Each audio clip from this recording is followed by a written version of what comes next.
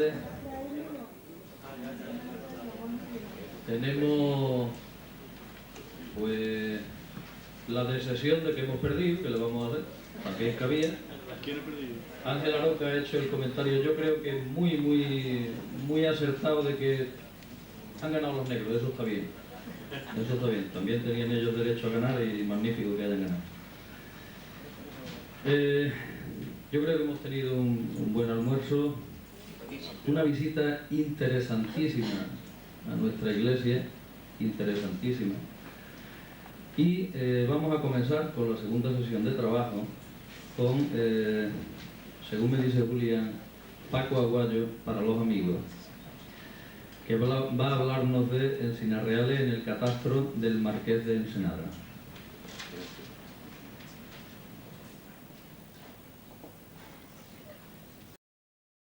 Gracias, señor alcalde, porque realmente tengo muchos amigos aquí en Encinas Reales y vengo con mucha satisfacción hoy a leer esta comunicación y así lo he hecho en mi trabajo. Espero que por la hora tampoco nos hagamos muy pesados. Pretendemos con nuestra comunicación una aproximación histórica a la situación socioeconómica de la villa de Encinas Reales a mediados del siglo XVIII, cuando aún dependía jurídica y territorialmente de la ciudad de Lucena. Para ello hemos utilizado como fuente primordial la rica información existente en el catastro del Marqués de la Ensenada. Allí aparece generalmente con el término encinas raras, si bien se encuentra esporádicamente la cesión de encinas reales. En la población general de España, obra de 1675, Rodrigo Méndez Silva nos describe encina rala o encina rala, escrito tanto con C y doble R como con Z y una sola R, y ya la noticia de una parroquia, 2 ermitas, un hospital, 400 vecinos, por supuesto los habitantes multiplicados por 4,5 aproximadamente, y de su abundante producción en pan, vino y aceite. Entre 1750 y 1753, Zenón de Somodovilla y Bengoechea, Marqués de la Ensenada, como secretario de Hacienda de Fernando VI, acomete una exhaustiva información catastral en las 22 provincias de la Corona de Castilla, consiguiendo realizar una gran obra de estadística que posteriormente ha resultado sumamente importante para los estudios del antiguo régimen. Se pretendía la creación de una única contribución, siguiendo el modelo catalán, para acabar así con el gran número de impuestos que integraban las rentas provinciales. Mas tal objetivo no se pudo alcanzar debido a la firme oposición ejercida por clases privilegiadas como lo eran por entonces la Iglesia y la nobleza. La enorme influencia que el duque de Medinaceli tenía en la vida económica del municipio lucentino queda ya reflejada desde las primeras respuestas del interrogatorio. Se deja constancia de que el señorío pertenecía al estado del Marquesado de Comares, de cuya posesión gozaba el duque de Medinaceli. Era él quien disfrutaba de los diezmos que gravaban las tierras del término, mientras que las primicias eran impuestos que estaban destinados a los 8 curas de Lucena, quienes se las distribuían en partes iguales. Sin embargo, las primicias de Jauja las percibía completamente el cura de aquella población. Al duque de Medinaceli le pertenecían tanto el mesón de Encinas Reales como el de Jauja, si bien el arrendamiento de uno estaba fijado en 1.100 reales de vellón al año y el del otro en 283 reales. Asimismo, eran propiedad de este señor las 2 barcas que se utilizaban para pasar el río Genil, arrendada la de Jauja en 767 reales y la de Encinas Reales en 1.550. En el aspecto demográfico tenemos que de los 4.300 vecinos, 3.650 habitaban en la ciudad de Lucena, 330 en Encinas Reales, 120 en Jauja. Mientras que en la ciudad se encontraban 2.700 casas habitables, 20 inhabitables y 80 solares o casas arruinadas, la población de Jauja contaba con 20 de tejas y 60 cubiertas de paja o retán.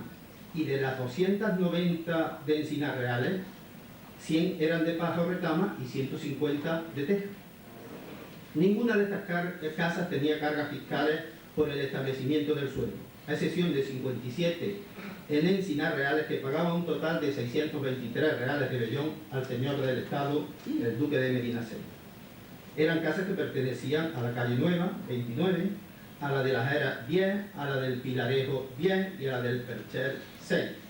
Tampoco los habitantes de la cortijada de Vado Fresno se encontraban libres de tal impuesto. De los 1.485 habitantes de Encinas Reales, 1.174 vivían en las 13 calles de la población. Los nombres de estas coincidían en gran parte con las actuales: Barrio Nuevo, Cantillo, Corona, Eras, Piedra, Pilar, Pilarejo, Plazuela, Pozo Dulce y Real. Pero también figuraban las calles Nuevas, Carnicería y Perchel, en la que se nos dice que además se la llamaba Cuarterón o de la Umbría. Siendo el sector agropecuario predominante en la economía de Encinas Reales, resulta evidente que entre los oficios destaque el de los jornaleros, que ascendía a 276, siguiendo a continuación los arrieros. Por la respuesta al interrogatorio se ve que a esta actividad se dedicaban 14 personas con bestias menores.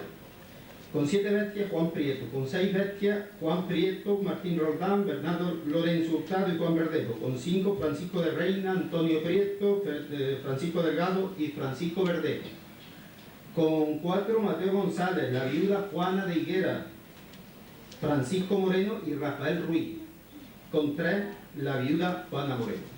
A esto había que añadir 9 arrieros de caballar, cada uno con su caballo. Sin embargo, en el libro del catastro lucentino, dedicado a familias de seglares, aparecen más personas que ejercen el oficio, alcanzando hasta un total de 52. Hay que tener en cuenta que la arriería suponía un importante servicio que era preciso realizar dentro de una actividad básica de la época, como era la de comerciar con productos agrícolas y sobre todo con el aceite. Como labradores por su mano figuran 36 frente a labradores por mano ajena, que son 4, mientras que panaderos constan 7. Aparecen entre las profesiones otra serie de oficios en los que un solo operario es suficiente para cubrir el servicio de la población. Son el caso del maestro de barbero, el herrero, el maestro herrador, los oficiales herrero y zapatero de obra prima, el carpintero de obra gruesa, el zapatero de viejo, el cortador y el pegujalero. Incluso se hace mención de 2 estudiantes. Comprendidas las poblaciones de Encinas Reales y Jauja, los jornaleros ascendían en Lucena al número de 2.600 y cobraban por día 2 reales de vellón. Labradores por cuenta propia había 400. Pobres de solemnidad llegaron a contarse 100 hombres y 200 mujeres.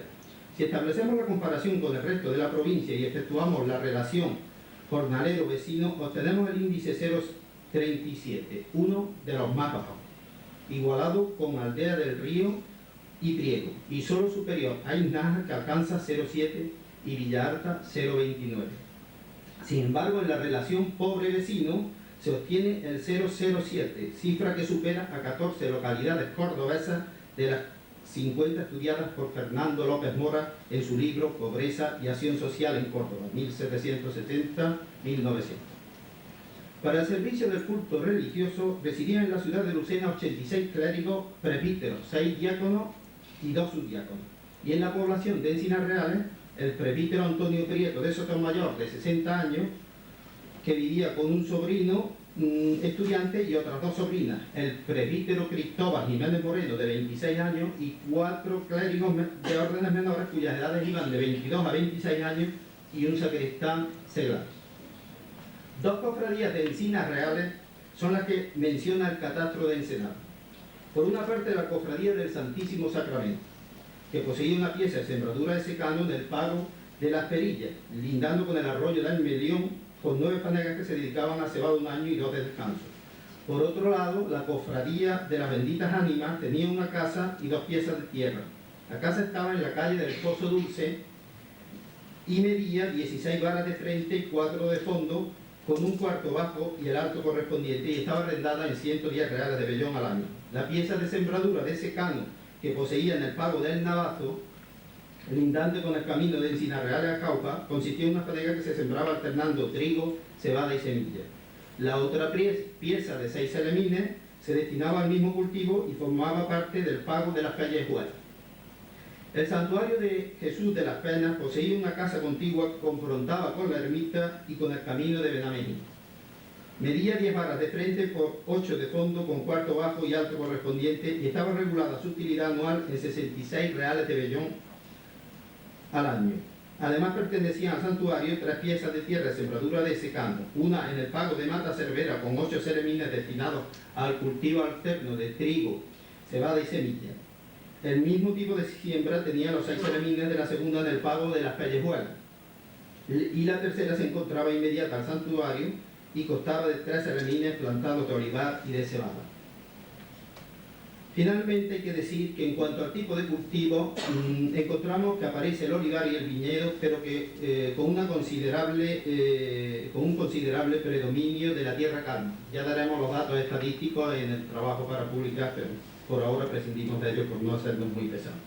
Y con respecto a la ganadería, si establecemos la comparación con el último censo, el efectuado en el año 1985, resulta curioso observar cómo era aproximadamente el doble en ganado caballar, cabrío y de cerda, igual en ganado mular y la mitad en vacuno. En cuanto al ganado asnal, pues normal, ya conocemos la asociación ADEVO, lo que ha ocurrido, que entonces las cabezas eran próximas a la centena y actualmente pues se contabiliza en este último censo 7 solamente. No sé cuántos, porque el censo de 1985 luego después no se ha hecho ninguno. Así pues, todos estos son algunos de los datos socioeconómicos que ampliaremos y presentaremos con mayor precisión en el momento de la publicación para que podamos hacernos una idea de cómo era nuestra villa de Encinas Reales a mediados de la centuria XVIII. Muchas gracias.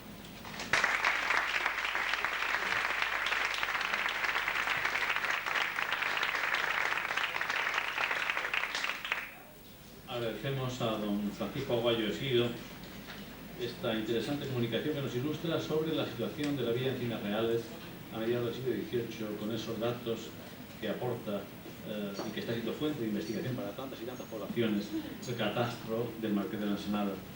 Y por supuesto es tremendamente agradecer, y yo aprovecho la ocasión para decirlo, y que ustedes conozcan mi satisfacción de ver aquí a tantos buenos amigos que, a pesar de la hora de, bueno, pues de esta tarde un poco de desventura para los amantes del fútbol y de todo lo demás, pues están ustedes aquí acompañándonos.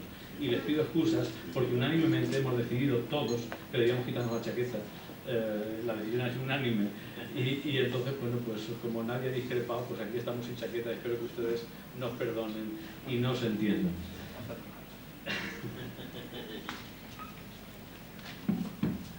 A continuación, don Esteban Márquez Triguero nos va a hablar sobre las áreas de encinas milenarias que deben declararse Patrimonio de la Humanidad.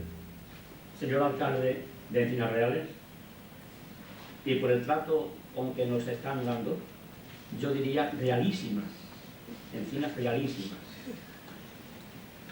Señores académicos, señoras y señores, es un hecho demostrado y evidente que en la provincia de Córdoba existen todavía áreas de encinas milenarias a las que políticos y ecologistas que tratan de velar por la conservación de la naturaleza, por miras principalmente al desarrollo del turismo rural, se les han pasado por alto o no tienen la mínima idea de la existencia de un recurso de tal magnitud.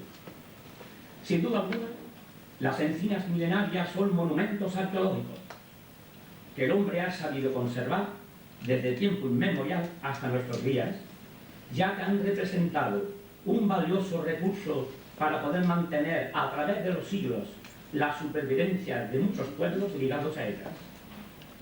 Su fruto ha sido el sustento milenario de una excelente ganadería de cerda que a su vez ha representado el único y exclusivo recurso para muchas familias hispanas, desde los tiempos prerromanos hasta hoy día. Además, en sus dehesas se producen los más exquisitos frutos de pastos y hierbas para el mantenimiento de la histórica cabaña de ovejas y corderos, que por otro lado han producido la mejor lana dorada de todos los tiempos, contribuyendo también milenariamente al vestuario de los ejércitos de la nación. Y cómo no, su leña ha colaborado incesantemente de una manera sacrificada al abastecimiento de la tropa, dando lugar a la desaparición total de las áreas próximas a los pueblos, que sufrieron el azote de tantas cargas y repartimientos como eran los alojamientos y el reparto y provisión de utensilios. Pueblos que quedaron en más de una ocasión reducidos a mendicidad por los abusos de una administración mal controlada. A pesar de todo, aún quedan de pie y produciendo su fruto gran número de encinas milenarias en áreas del norte de la provincia de Córdoba, como testimonio inequívoco de los cuidados seculares de una actividad humana que es necesario reconocer y proteger por formar ya parte de nuestro patrimonio. Las referidas áreas se reparten principalmente por la comarca de los Pedroches, en aquellos lugares donde han existido principalmente aposentos de la época romana, visigoda o califada, donde hoy quedan tan solo los restos de su pasado, mientras ellas se mantienen produciendo su generoso fruto con sus gruesos y retorcidos troncos, simulando a monstruos o auténticas y expresivas obras de arte, muchas de ellas luchando por su misma supervivencia y esperando un triste final, lo mismo que se derrumban las antiguas murallas de un castillo o los sillares de un puente romano ante las aguas bravías de una crecida riada. La encina milenaria ha sido un bien protegido durante toda la historia de la humanidad, como lo demuestran las reales órdenes y pragmáticas dirigidas a la conservación de los montes. Sin duda alguna, como todos ustedes saben, fue el rey Carlos III quien más cuidó, lo mismo que en tantas otras cosas del bien común, por la conservación y aumento de los plantíos. Según la instrucción dada en Aranjuez a los corregidores y alcaldes mayores del reino, el 15 de mayo de 1788, les señalaba que siendo tan importante la conservación de los montes y aumento de plantíos para la fábrica de navíos, ornato, esto es lo importante, y hermosura de los pueblos, y para que no falten los abastos precisos de leña y carbón, cuidarán de uno y de otro, haciendo observar puntualmente la Real Cédula sobre aumento de montes y plantíos expedida el 7 de diciembre de 1748 y demás órdenes posteriores, celando con particular cuidado que se hagan semilleros para sembrar árboles y distribuirlos a los vecinos para sus plantaciones. Él se estaba refiriendo a toda la nación. Según la Real Cédula citada, que comprendía 39 capítulos dirigidos a la conservación de los montes, aumento de encinas y cría de árboles, fuera de 20 leguas de circunferencia de la corte, se obligaba a cada vecino a hacer como mínimo 5 posturas al año con la siembra de bellota o piñón en sus términos, desde mediados de diciembre hasta mediados de febrero. En los pueblos de los Pedroches, cuyos terrenos eran por naturaleza muy apropiados para producirlas, se ordenaba el beneficio del achaparrado de las abundantes matas pardas que existían en sus dehesas, dejando un chaparro bien limpio de cada matonera y a la distancia debida, repartiéndose a cada vecino 5 nuevos chaparros. Para hacernos una idea de la cantidad de chaparros a reponer por las 7 villas de los Pedroches, representaba una cifra, óiganlo bien, de 153.000 pies solo durante el año 1749. Estamos hoy hablando de los asuntos ecológicos. Cuando era necesario hacer rozas en los pedazos de tierra de mucho monte, a bien concinas, las autoridades mandaban hacer los capachos y quemarlos en un día señalado, por lo menos a la distancia de 3 varas, siempre antes de final de mayo, ante los comisarios o diputados nombrados para evitar que no se quemase ninguna encina, imponiéndose graves penas a los contraventores.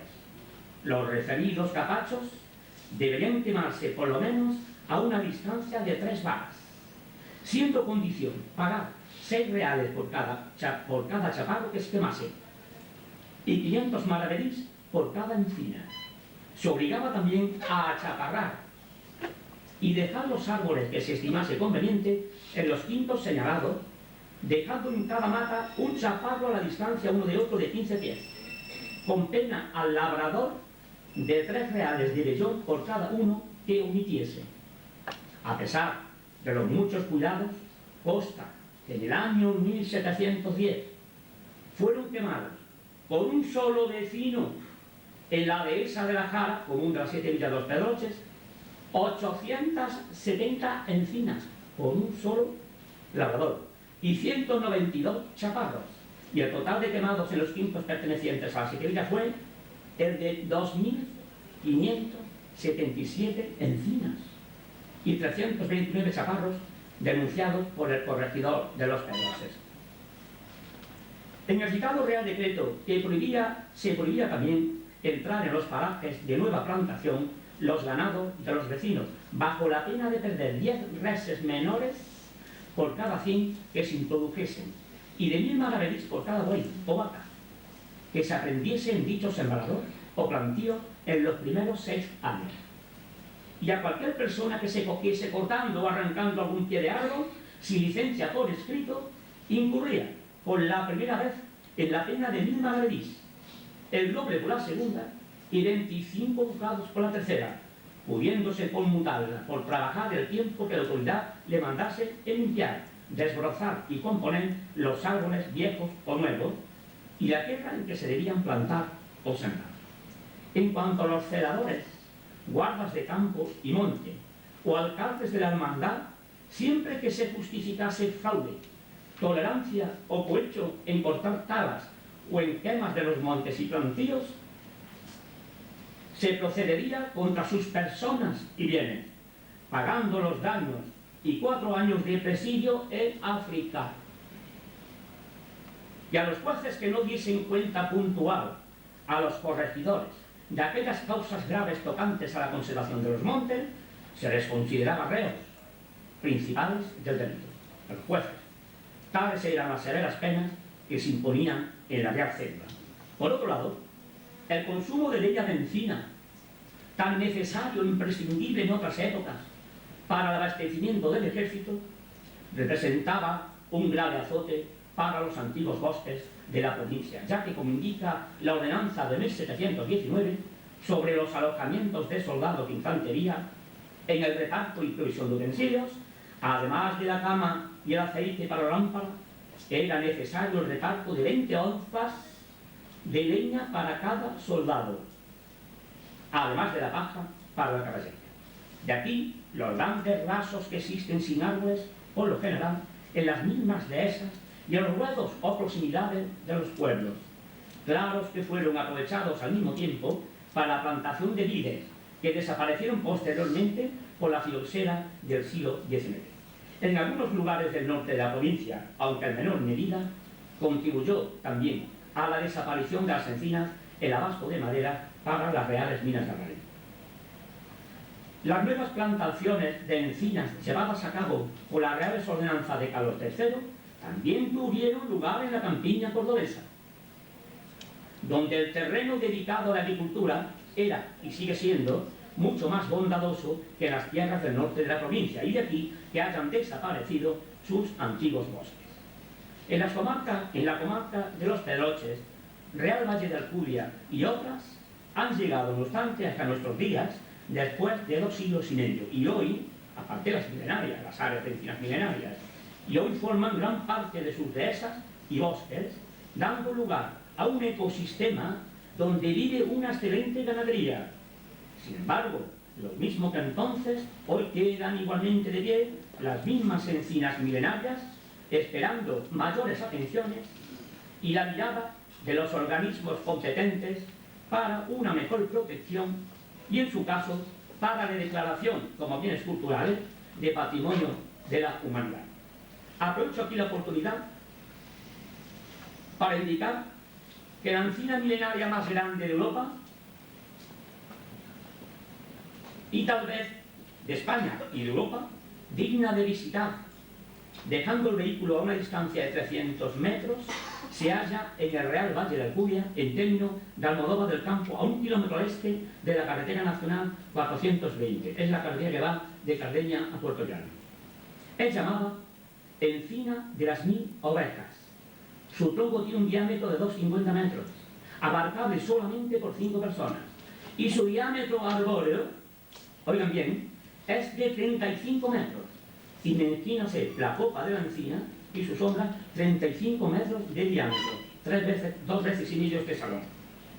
Sin duda alguna, a su sombra pueden dormir más de 1000 ovejas, con certeza.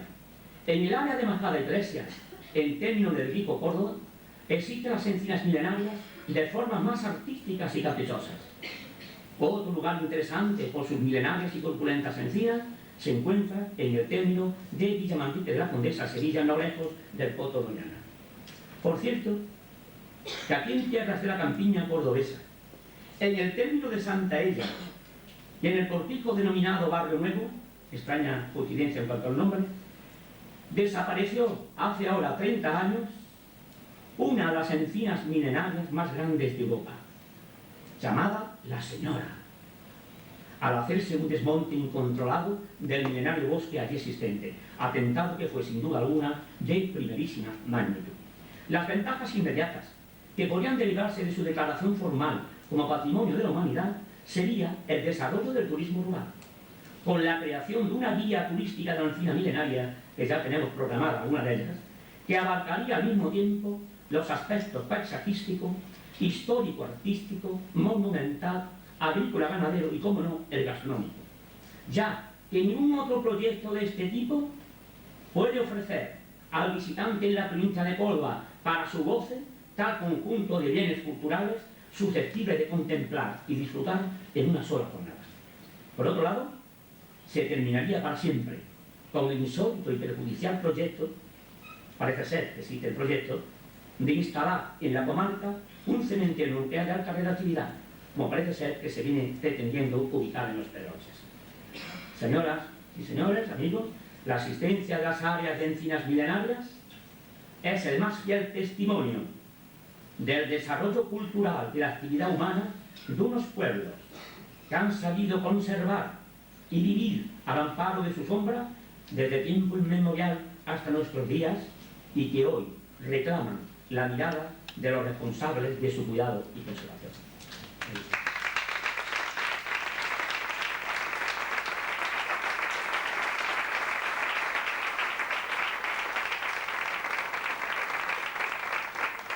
Agradecemos a don Esteban Márquez Figuero esta defensa ardorosa y además justificada de esas encinas de las que decía Estrabón, que poblaban España y que la ardilla podía pasar de una a otra y llegar desde los Pirineos a Gibraltar y que cada vez quedan menos.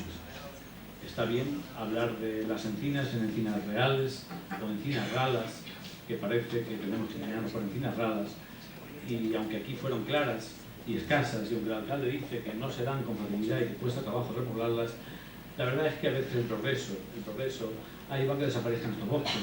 Yo recuerdo que leyendo en un pueblo próximo la documentación del archivo de Iznájar, pues estaban encinas prácticamente todo, ralas seguramente también, claras como las de esta zona, la parte este del río Genil.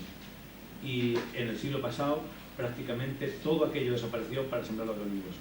Hoy se han perdido esas encinas magníficas y maravillosas, que en el Valle de los Pedroches siguen siendo una fuente extraordinaria de riqueza, y aquellas encinas han sido sustituidas por unos espléndidos, no menos espléndidos olivos, y con vocación también de ser milenarios, que realmente son una fuente de riqueza para esta zona.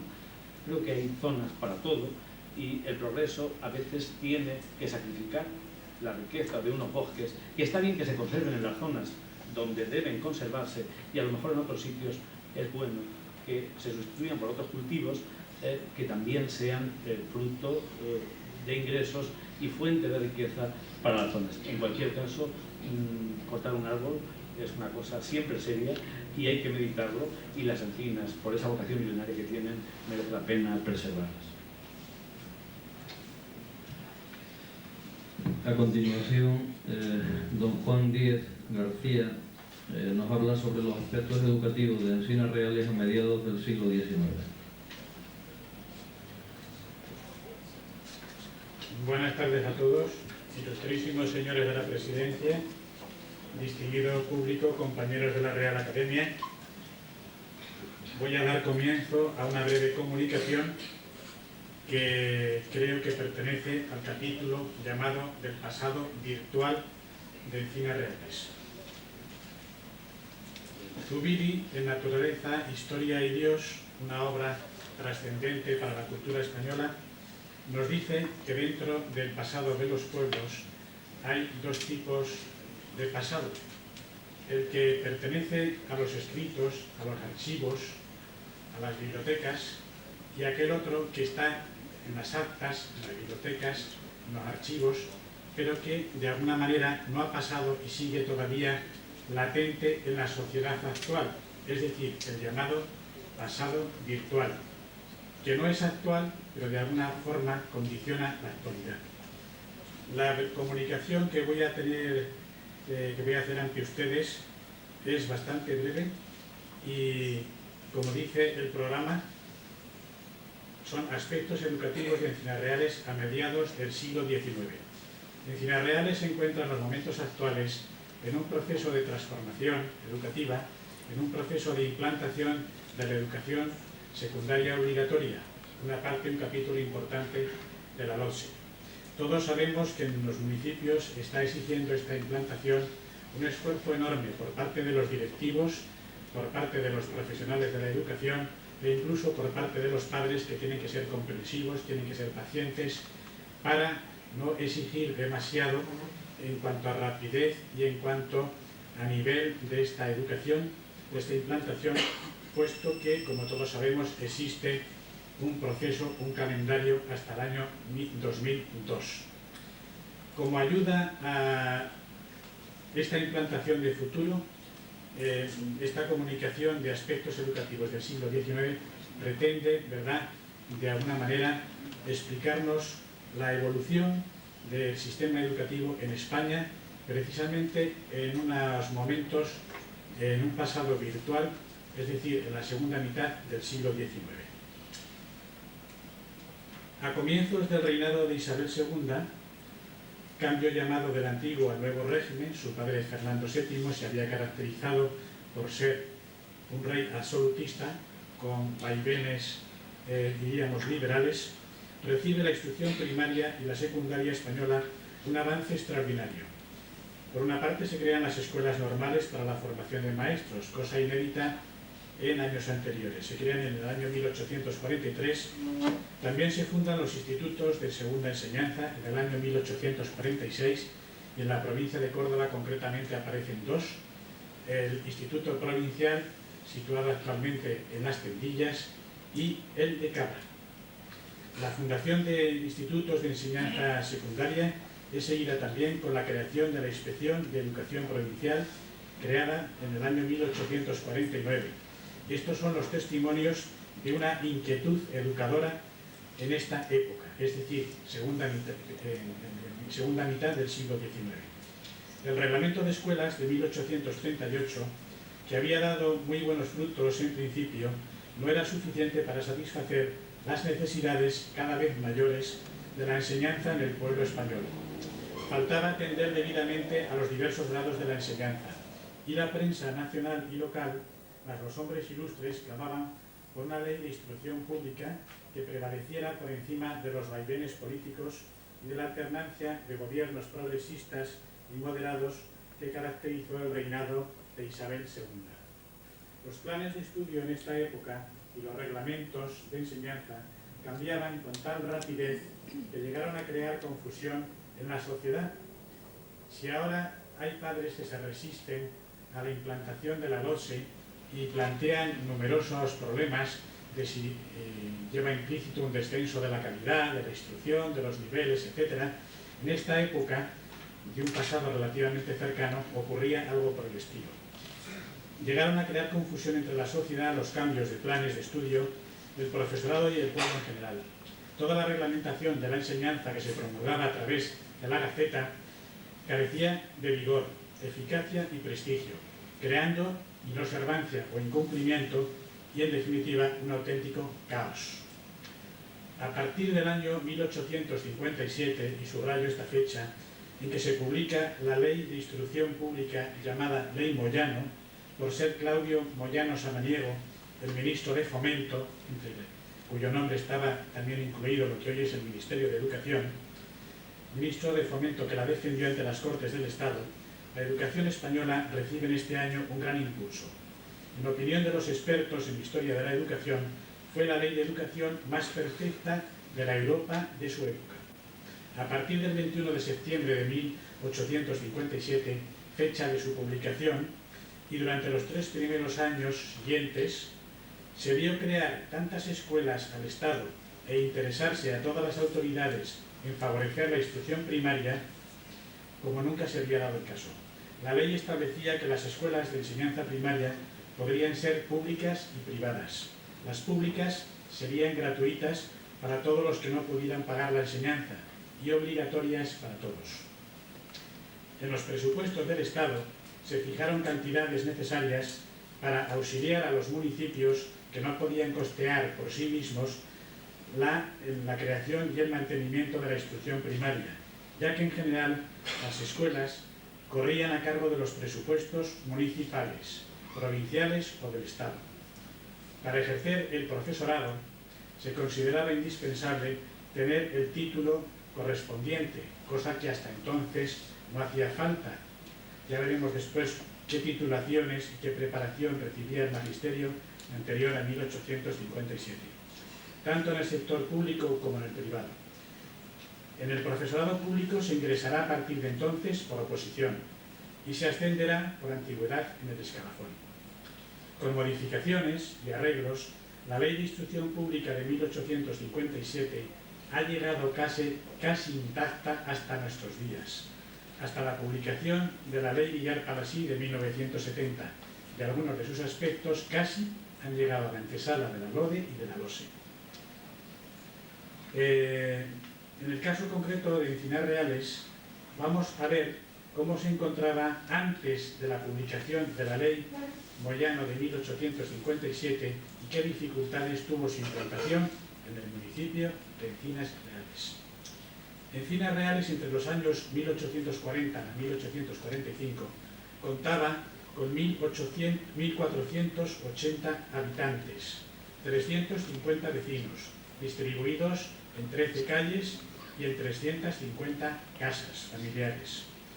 Para la educación formal de sus habitantes existía una única escuela de primeras letras, dotada con fondos municipales, de 3.000 reales, asignación para casa habitación del maestro y la retribución de los niños no pobres, que ascendía normalmente a 600 reales. El certificado de pobreza, para no estar exento del pago de la escuela, lo expedía el ayuntamiento, previo informe del cura párroco de la localidad. Si examinamos el reglamento de escuelas del año 1838, en su artículo 8, que establece que todo pueblo de 400 vecinos está obligado a sostener una escuela primaria elemental completa, podemos concluir que Encinas Reales, con 350 habitantes, es decir, 50 menos que lo exigido por la ley, tenía una institución educativa completa. La población de 1854, unos años posterior, apenas ha aumentado según el nomenclátor publicado en 1858. La localidad de Encinas Reales contaba con 1.850 habitantes. Tendrá que llegar el año 1860 para encontrarnos en el censo, publicado en el 1863 por la Oficina Estadística de la provincia de Córdoba, primer censo oficial que se publica, contaba Encinas Reales con 2.178 habitantes, por completo separados de los 20.980 que entonces tenía Lucena. Para describir la evolución educativa que se opera en Encinas Reales como consecuencia de la planificación que implica la Ley de Instrucción Pública de 1857, hemos utilizado la siguiente documentación. 3 actas de sesión de la Junta de Instrucción Primaria de la Villa, correspondientes a los años 1861, 1865 y 1866, más un documento de organización de las escuelas supervisado por los inspectores que en estos años visitaban el municipio e informes correspondientes a estas visitas. Documentación que no existe en el municipio, pero sí en el archivo de la Universidad Literaria de Sevilla. Antes de seguir adelante, diremos que los llamados inspectores del ramo de enseñanza, uno por provincia, visitaban anualmente todas las escuelas y a continuación reunían a la Junta de Instrucción Primaria local para comentar el estado en que se encontraban los establecimientos educativos, los problemas, necesidades, y exhortaban a la Junta al cumplimiento de sus obligaciones, como era el de visitar mensualmente las escuelas y estimular a alumnos y a profesores en sus tareas. Copia del acta que se levantaba de cada reunión era entregada al inspector firmada por el secretario y con el visto bueno del alcalde. En el año 1861, Encinas Reales tenía 2 escuelas, según se desprende del acta de la sesión celebrada el 29 de mayo de ese mismo año. Aparece en papel oficial con sello en cuarto y, como consecuencia de la visita que ha girado el inspector provincial don Miguel Garrido, este da cuenta a la Junta del estado en que ha encontrado las 2 escuelas únicas de la localidad, una de niños y otra de niñas.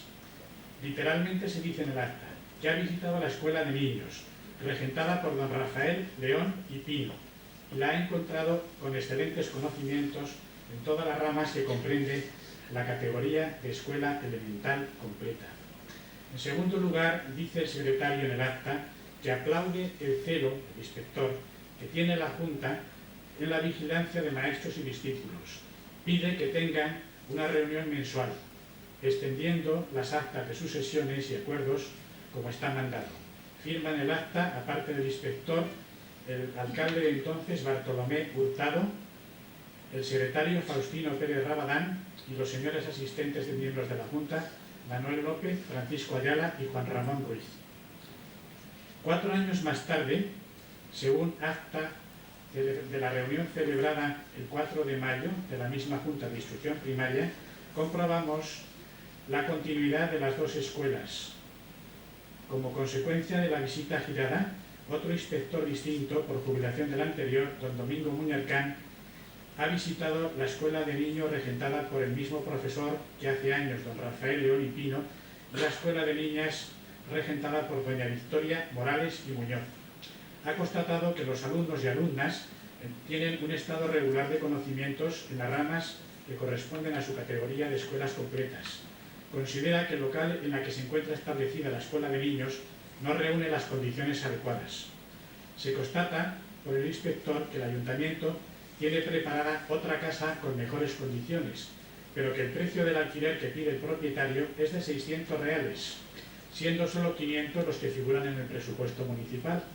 Entonces el inspector insta a la Junta a que formule un nuevo presupuesto adicional, similar al del año anterior, que era de 600 reales, para el alquiler de la escuela de niños y otros 600 reales para la de niñas.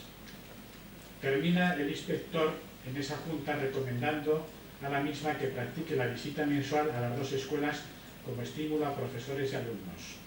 El alcalde en esta fecha es Juan Ramón Ruiz, el secretario el mismo que el anterior, y los vocales José María Mendoza, Cristóbal Barco y Bartolomé Hurtado, que el anterior habíamos observado era alcalde.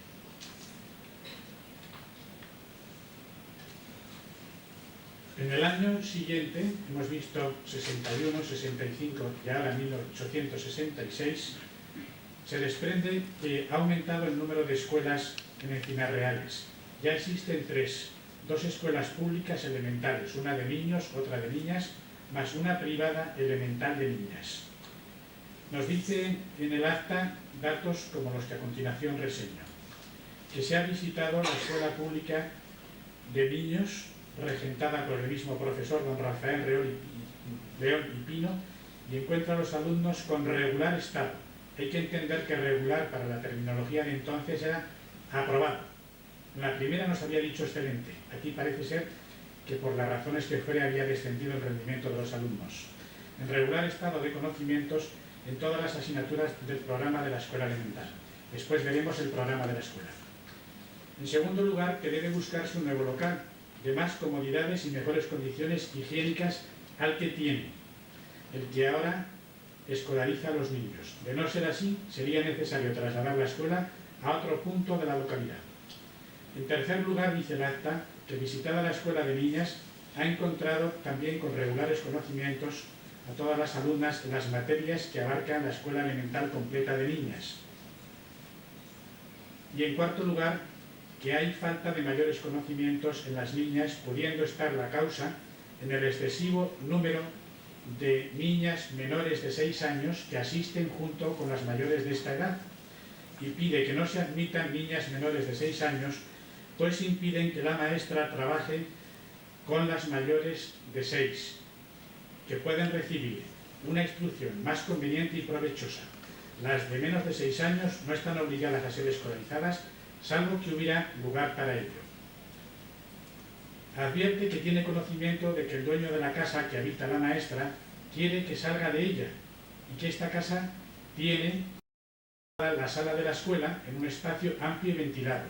Por ello pide a la Junta que se gestione con el propietario un acuerdo económico para que pueda continuar la escuela donde está, ya que no existen en la localidad locales, casas mejores que la que se encuentra, sobre todo en cuanto a iluminación y ventilación. Pide y ruega, como otras veces ha hecho ya, a la Junta que visite las escuelas y que estimule a profesores y a niños, alumnos y alumnas. También dice que ha girado visita a la escuela privada elemental, la nueva que aparece en relación con los años 1861 y 65, que está regentada por doña Tránsito Barranco, y ha encontrado a las niñas en estado satisfactorio con respecto a instrucción, orden y disciplina. Termina el acta con la firma de don José Chacón, alcalde presidente, y el secretario, que ya es distinto, don Antonio Cabellos de Oropesa. No firman los demás miembros de la Junta, quizá porque en esos momentos pasaba esta, transitoriamente como en otros municipios de la provincia, por una cierta inestabilidad y no estaba cumplimentada debido a los vaivenes políticos que se presentaban. No olvidemos que estamos en el año 1866 y que la Revolución del 68 se estaba gestando en todos y cada uno de los municipios españoles. Para ampliar un poquito más de lo dicho, sin cansar la atención tan amable de todos ustedes, voy a decir 2 o 3 datos de lo que luego después, si esto llega a publicarse, se hará con más profusión y más datos a pie de página y bibliografía. ¿Cuál era el programa que tenían la Escuela de Niños y la de Niñas Públicas de Encinas Reales? De acuerdo con el Reglamento renovado de 1836, que determinaba que la instrucción primaria pública elemental había de comprender necesariamente principios de religión y moral, lectura, escritura, principios de aritmética, o sea, las 4 reglas de contar con números abstractos y denominados, más la gramática castellana, también que la enseñanza superior primaria podía comprender optativamente mayores nociones de aritmética, principios de geometría y sus aplicaciones más usuales, dibujo, nociones generales de física, química e historia natural, acomodadas a las necesidades más comunes de la vida, más noticias de geografía e historia, principalmente de España, observamos que al ver el documento que tenían que entregar los profesores a principio de curso a la inspección y que ésta verificaba cuando venía, casi siempre ya cuando estaban levantados los primeros calores primaverales, se comprueba que el programa de las 2 escuelas es visado correctamente por el inspector porque respondía a estos preceptos. Incluso se encuentran algunas novedades ya en el año 1866 en relación con la llamada Ley Moyano de 1857, que da por buenos los programas de 1838, pero insiste también en nociones de agricultura, industria y comercio, según las localidades. En la primaria superior solo se añaden a los planes anteriores la agrimensura y las nociones de dibujo. Para las niñas figuran en la programación las labores propias del seso y elementos de dibujo aplicado a las labores y ligeras nociones de higiene doméstica. No olvidemos que la enseñanza elemental de las mujeres, como estaba prácticamente en sus comienzos, estaba todavía, diríamos, arrancando, era distinta de la de los varones y que comprendía doctrina cristiana, nociones de historia sagrada, lectura, labores sencillas, escritura, principio de aritmética con el sistema de pesas y medidas, más monedas, bordados y principios de gramática castellana, siempre orientada a la ortografía, a escribir sin demasiados errores. ¿Cuál era el tiempo, cuál era el horario, la distribución del tiempo en las escuelas de Encinas Reales? De acuerdo con lo ordenado y estipulado y con muy pequeños márgenes de variabilidad para cada una de las escuelas, se puede constatar de los planes que he citado anteriormente, que dedicaban 3 horas a doctrina e historia sagrada, 5 a lectura, 5 horas semanales, 5 horas a escritura, 2 a gramática, 3 a aritmética, 3 horas para la lista de revista de aseo, oración de entrada y de salida, 1 hora a lectura del Evangelio y Rosario y 14 horas a las labores, en total 36.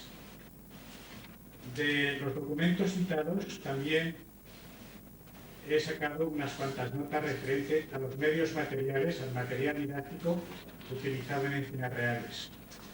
Además de los 13 cuerpos, y leo literalmente, de carpintería, hay 6 bancos, 2 docenas de tinteros, 3 docenas de muestras para la escritura, 6 tableros negros para la práctica de la aritmética, 2 cajones para contener los vasos en que se guardaban las plumas, un cuadro con pesas y medidas y una colección de carteles de lectura, 2 tinajas y 4 vasos de lata para la utilización de los alumnos. Para la enseñanza de la lectura hay 30 libros bastante deteriorados. Los niños traen de sus casas las sillas, de lo contrario, la mitad no tendrían donde sentarse. Estas sillas, dicen los profesores, son un principio de desorden y de organización, junto con los pósteles que hay situados dentro de las aulas de clase, que impedían la visibilidad directa por parte de los profesores de sus alumnos. Respecto a libros de texto por cada asignatura, teniendo en cuenta que la ley de 1857 dice que los libros de texto serán aprobados por el Gobierno central, sobre todo por el Ministerio de Fomento y por el Real Consejo de Instrucción Pública, los que se aprecia que tienen, y esto está declarado por los profesores y comprobado por la inspección, son los siguientes. Para doctrina cristiana, el Ripalda añadido por Riva. Para historia sagrada, el texto traducido del abate Fleury, francés, en su primera parte. Para gramática y ortografía, el texto de la Real Academia. Para la lectura, en la sección primera, carteles de flores. Y también Iturzaeta, de letra bastarda española. En la segunda sección, los carteles de Seijas. En la tercera, las páginas de la infancia, muy conocidas por esta época. Y en la cuarta, páginas de economía doméstica, es decir, para motivar a las alumnas que dentro de poco iban a abandonar las aulas y se iban a dedicar a las tareas de sus madres. Y en la quinta y sexta sección, textos autografiados, parecidos a ese manual del artesano que todavía conservamos de la biblioteca de nuestros abuelos. Para no cansar más la atención de todos ustedes, voy a terminar con una frase. Como habrán podido apreciar a lo largo de esta intervención, los buenos deseos de la Ley General de Instrucción Pública de 1857, Ley Moyano, se abrieron paso en todos los pueblos españoles, muy lentamente y con grandes dificultades, ya que no se llegaron a construir escuelas, ni siquiera las que funcionaban llegaron a adquirir todo lo que recomendaba la ley en cuanto a iluminación, ventilación, higiene y salubridad. Seguían siendo casas de alquiler, en concreto de Encinas Reales, con grandes dificultades, entre las que cabía destacar la falta de presupuestos y recursos económicos que no llevaba la ley aparejados en paralelo para llevar a la práctica unos buenos objetivos de política educativa contenidos en esta ley y que fueron inspirados por todo lo bueno que a España le viene en el siglo XIX, por la política liberal, ya que a lo largo de ese vaivén de conservadores, liberales, moderados y progresistas que van asaltando el gobierno de Isabel II, precisamente cuando se promulgaba una ley liberal y se iban a financiar con los presupuestos correspondientes, se daba un vuelco, una alternancia en el gobierno de la nación y lo que un gobierno había hecho, otro lo sofocaba. Por ello, ¿verdad?, el municipio de Benamejí de Encinas Reales, lo mismo que todos los de alrededor de la provincia de Córdoba y los de toda España, de todas las regiones, tenían estas deficiencias, tenían estos problemas de buenos deseos en los gobernantes y de falta de medios en las arcas municipales. De alguna manera, como la historia es maestra de la vida, podemos extrapolar, dando un salto en el cronos y sacar consecuencias para una planificación adecuada de la educación en España en los momentos actuales, donde los objetivos pueden ser sublimes, pero deben de ir acompañados también con los medios económicos suficientes. De lo contrario, se producen los desajustes y se producen pues las tristezas y las angustias por parte de los ciudadanos y por parte de los gobernantes. Muchas gracias por su atención.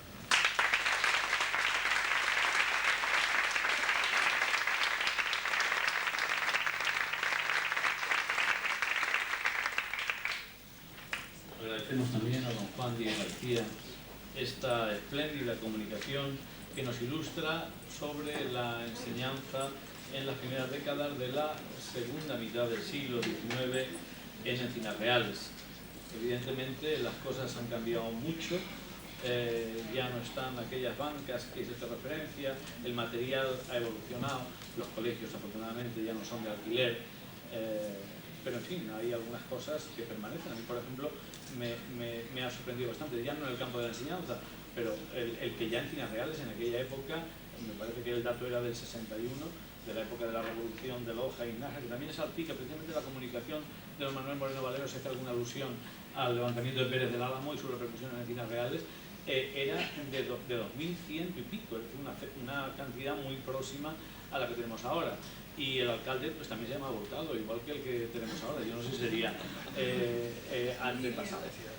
En fin, una comunicación espléndida, hecha con el rigor y con la precisión a que nos tiene acostumbrado don Juan Díaz García. Hay otra cosa también muy curiosa, que es el interés en Encinas Reales por la educación de la mujer. Evidentemente había muchas horas dedicadas a las labores, 14, en fin, un 40% del tiempo escolar dedicado a labores. Pero bueno, es curioso que había 3 escuelas, 2 públicas y una privada, y había dos escuelas de niñas y una de niños, cuando siempre tenemos la idea de que la enseñanza en la mujer estaba más desatendida. Pues en Encinas Reales no, en Encinas Reales las mujeres tenían un especial interés porque sus hijas aprendieran, porque seguramente era cuestión de las madres las que se empeñaban en llevar a sus hijas a los colegios. Muy bien, hay que ver el montón de cosas que estamos aprendiendo de nuestro pueblo, que a lo mejor ni nos las calculábamos, ¿verdad? A renglón seguido, un hombre que es de la casa, porque ya ha sido incluso, tuvimos la suerte de tenerlo como pregonero en nuestra feria.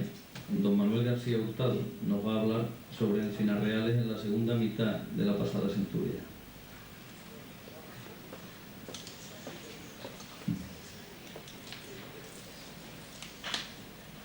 Buenas tardes. Dignísimas autoridades, compañeros académicos, amigas y amigos todos.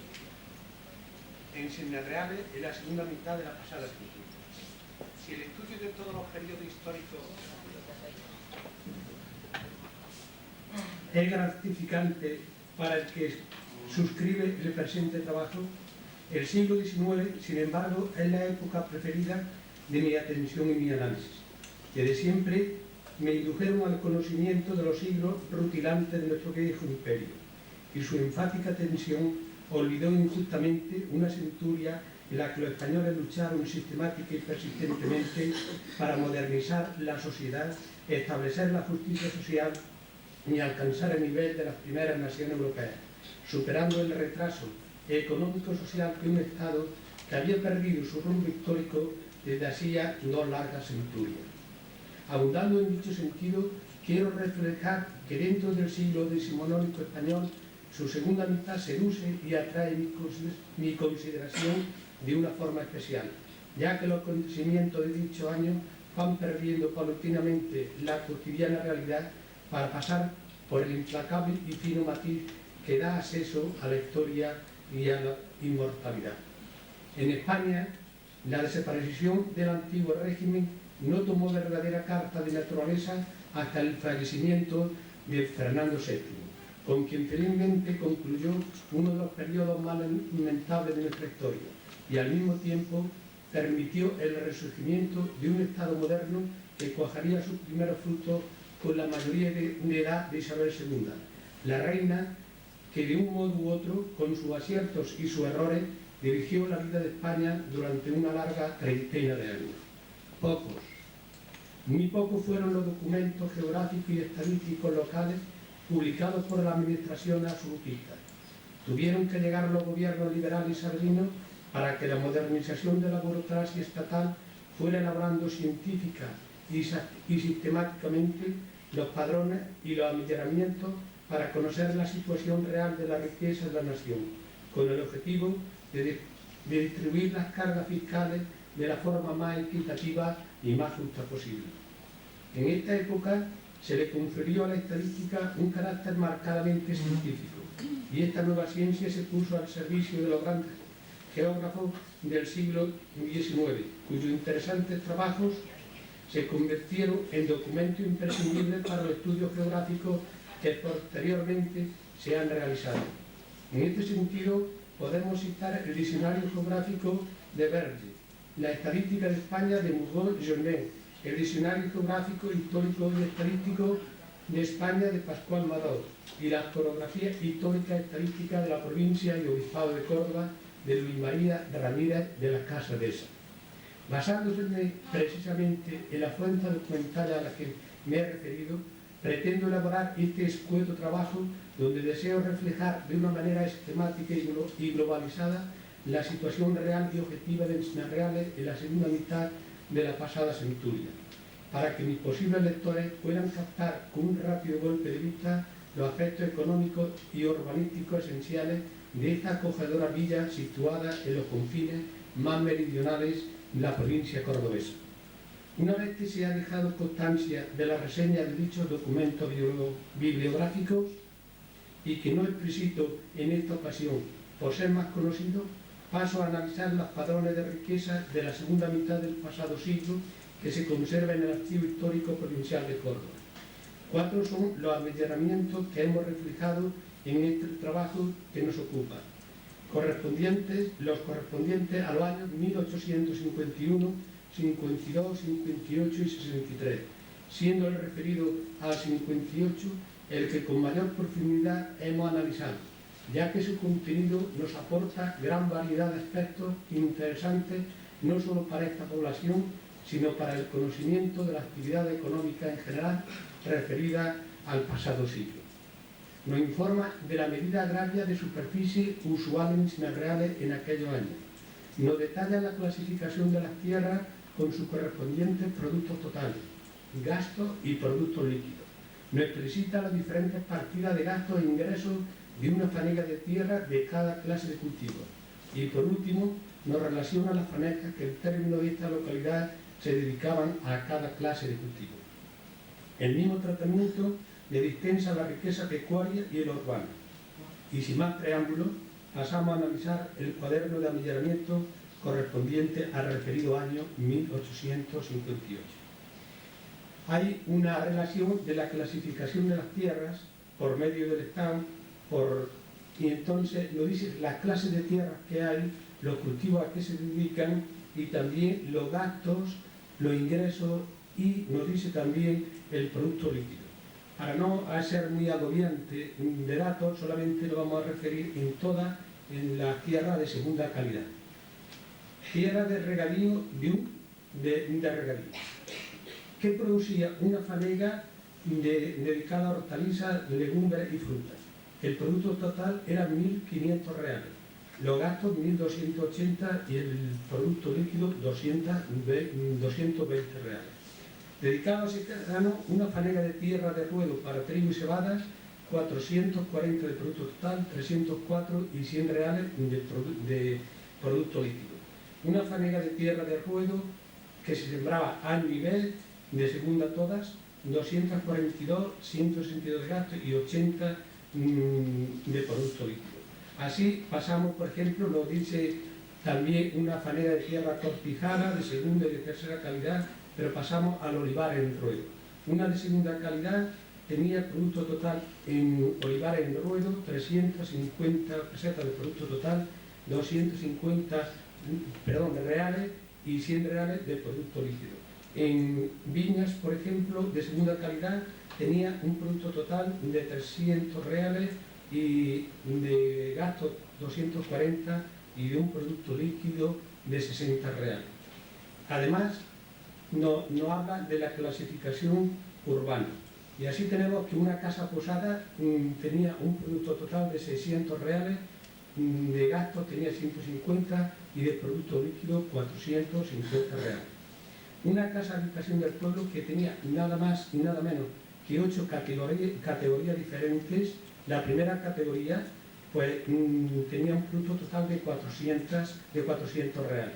De gasto del cultivo, que en este caso no de cultivo, sino de gasto de mantenimiento, 100 reales, y 300 reales tenía de producto líquido. Y una casa de la octava calidad, que es la última, para hacer una comparación, 60 reales de producto total y tenía 45 reales de producto líquido. En el campo, una casa en el campo, pues tenía 80 de gasto, de producto total, 20 de gasto y 60 reales tenía de producto líquido. Un molino aceitero tenía 200 reales de producto líquido, de harinero, y de aceitero tenía 100 reales de producto líquido. Y la barca del río tenía nada más y nada menos que 500 reales de producto líquido. Se producía la barca mucho más que una fábrica de aceite. Bien, pasado esto, vamos a ver indicación del producto total de los gastos y del producto líquido de cada especie pecuaria. Se habla también de los animales. Una cabeza de ganado vacuno tenía 522 pesetas de producto total, 427 de gastos de mantenimiento y tenía 25 reales de producto líquido. Solamente voy a decir el producto líquido para hacerlo un poco menos pesado. El caballar tenía 24 reales de producto líquido, el ANAR 12 reales, la mitad menos, o sea, el 50%, y el ANAR 4 reales, el cabrío 5 reales y una caja de colmenas tenía de producto líquido 1 real. Inmediatamente y esto para mí por lo menos ha sido bastante interesante porque nos va a decir los gastos que tiene una fanega de tierra y además en qué se gastaba, los gastos y los ingresos. Tenemos una tierra de regadío a legumbres, hortalizas y frutales. Se suponía que daba una fanega 40 cargas de puerta. Es lo que todos los ya mayores hemos visto llegar los hortelanos con los burros cargados de hortalizas. Pues 40 cargas a 30 reales, 1.200 reales. Además, 12 cargas de árboles frutales a 40 reales, 480 reales. Y 4 fanegas de maíz, 120 reales. Tenía un ingreso de 1.800 reales. Gasto de cultivo, 100 cargas de estiércol a 4 reales, 400. 80 peones a 10 reales, 800 reales. Por la caballería del mercado, 150 reales. Y por el mozo que la conduce, otros 150 reales. Quedaba de una fanega de hortalizas, tenía un ingreso de 300 reales en limpio, en producto líquido. Tierra de secano de primera calidad, sembradura en el ruedo, que lleva 3 cosechas en 3 años, haba, trigo, cebada, alternativamente. Solamente voy a referir el trigo. Por el producto, una fanega de tierra tenía 16 fanegas, producía 16 fanegas de trigo, que a 45 kilos que tiene la fanega, pues podemos compararlo con la actual. Y valía la fanega de trigo a 32 reales. Y la paja, 26 reales ingresaba. Total, 504 reales. Gasto de cultivo. En sementera, 60 reales. Fanega y media de trigo que necesitaba el labrador para la siembra, 48 reales. 2 peones de desterronar a 6 reales, 12 reales. Para el sembrado, 6 reales. Para la escarda de primera y segunda vuelta le daban 2 escardas, 96 reales. Para la siega, 60 reales. Por barcina y cargadura, 21 reales. Por la trilla, 72 reales. Por la guardería, 3 y por conducirlo a casa, 6 reales. Total, 384 reales de gasto. Quedaba 120 reales de líquido, o sea, una fanega de secano dejaba la mitad menos que una de puerta. Vemos también, vamos a ver los rendimientos de una fanega de superficie de las diferentes calidades, hacer una comparación. Por ejemplo, una fanega de habas producía una fanega de superficie de habas, producía 17,50 fanegas de habas. sobre todo para los jóvenes, la fanega es una medida de capacidad de litros, 55 litros, pero también una medida de superficie. Entonces, una fanega de extensión de 6.260, que era aquí en aquella época, sitio de memoria, pues producía 17 fanegas y media de agua y dejaba un producto de 100 pesetas. De trigo producía 12 fanegas y media y dejaba 100 pesetas, y de cebada 21 fanegas y producía 100 pesetas. A mí me parece, es un comentario que hago particular, muy sospechoso que todo dejara 100 pesetas. Me parece que aquí lo que hacía era un ajuste por lo alto. Porque... Bien, pasamos a la tierra de olivar que tan de moda está y además que es tan característica de este pueblo. Una fanega de olivos pues producía 23 fanegas de aceituna y la fanega de aceituna que pesaba 50 kilos pues valía a 20 reales, de ingresos 460 reales, gastos por 4 recadarados 80 reales, por 8 peones de cava 56 reales, por recolección 92 reales, por elaboración 69 reales, por vina de pie 20 reales, por guardería 3 reales, por limpia 10 reales, ingresos 460 y gastos 330, su producto imponible o su líquido eran 330 reales. También es muy interesante ver lo qué diferencia le habían aceptado al olivo de primera, segunda, tercera calidad de ruedo y después lo de sierra. Lo de primera calidad en el ruedo producía una fanega de 23 kilos, o sea, una fanega 23 fanegas. En el ruedo 17 y media, en el ruedo de tercera 12 fanegas, en sierra 9 fanegas producía, y en sierra de segunda 7,50, y en sierra de tercera 5 fanegas. Y por último vamos a hablar en este aspecto de una viña. Una viña pues tenía producía 133 arrobas de uva a 3 reales, 400 reales. Y los ingresos eran 400 y los gastos 320 reales. El producto total era 80 reales. Esto viene más detallado cuando se publiquen las actas, pues entonces pues se podrá ver con más tranquilidad, pero como aquí tenemos que tener un tiempo y para no cansar más, pues solamente se da un poco a salto de mata. En aquel tiempo de regadío en Encina-Reales solamente había 3 fanegas. De secano de siembra 3.552 fanegas. De pasto 16 fanegas. De olivar 301 fanegas. En aquella época todavía el olivar no estaba incipiente, no estaba plantado. Y de viña 19 fanegas. En las casas podemos decir que de primera categoría había solamente 4 casas, de segunda 10, de tercera 13, de cuarta 16, de quinta 20, de sexta 48 y de séptima y de octava había 150 y 141 casas o domicilios. En el campo había de primera 2, de segunda 7 y de tercera 12 viviendas. Molinos aceiteros había 4, harineros 1 y barca de freír 1. Total había 429 edificaciones.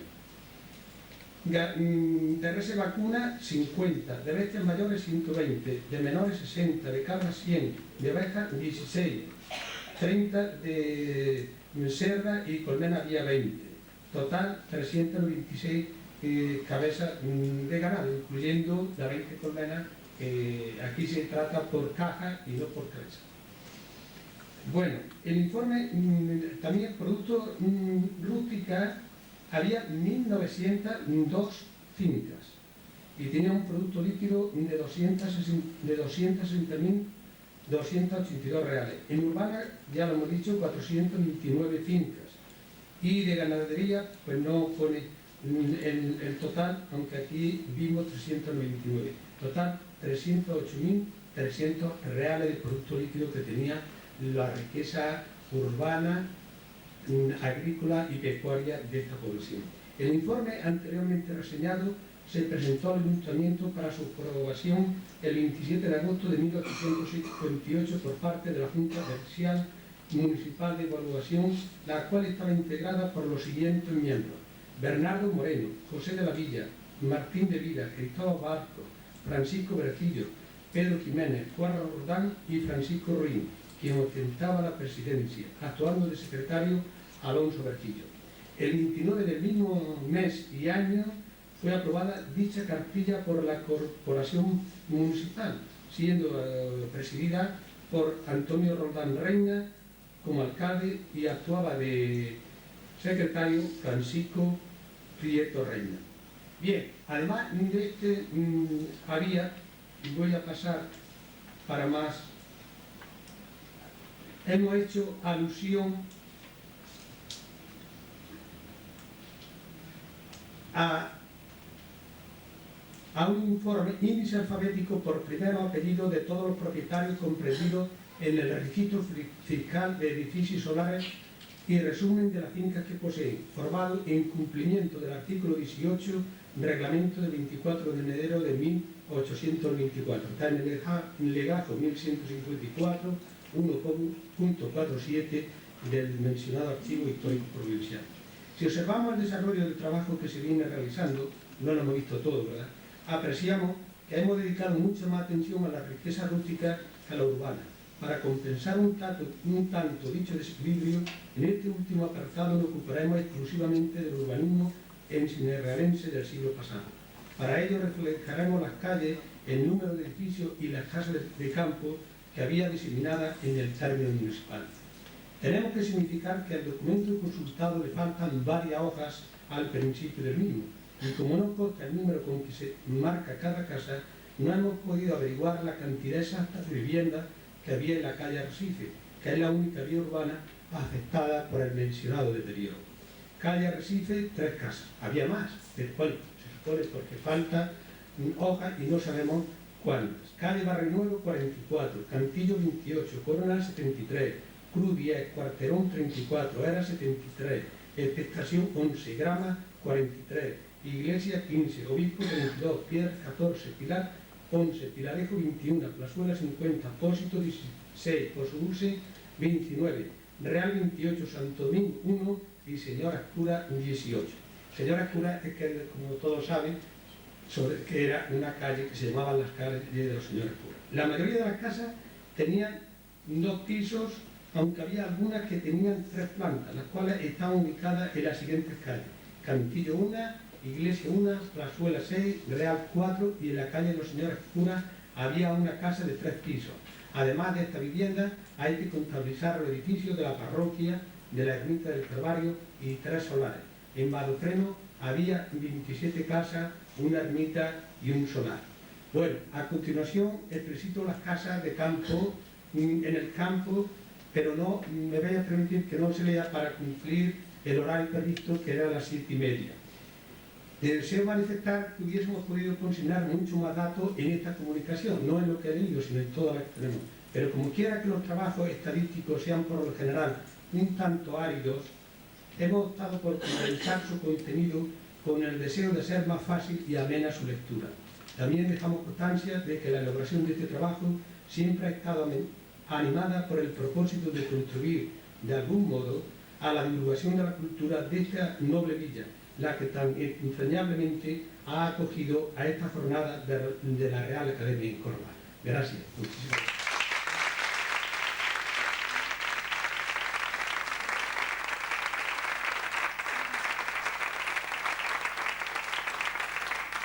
Gracias a don Manuel García Hurtado, coordinador de estas jornadas de la Real Academia en Encinas Reales, por esta comunicación que, después de haber recibido ya noticias sobre lo que pasaba en Encinas Reales en el siglo XVIII, con el catastro de Ensenada, lo que pasaba en la educación en el XIX, las encinas milenarias e intemporables, e indudablemente un valor que hay que preservar, simbólico, en este pueblo querido del sur, nos ilustra sobre la actividad económica de Encinas Reales en la centuria decimonónica, y algo que se ha desprendido también de su comunicación y que a mí me parece especialmente interesante, porque me habla de la sensatez de los encinarrealenses, y es que han mantenido absolutamente el nombre de las calles, porque el callejero que acabo de oír yo creo que es hasta el de los señores curas, que existe hoy. Es decir, el callejero que acabo de oír creo que es el mismo que existe hoy.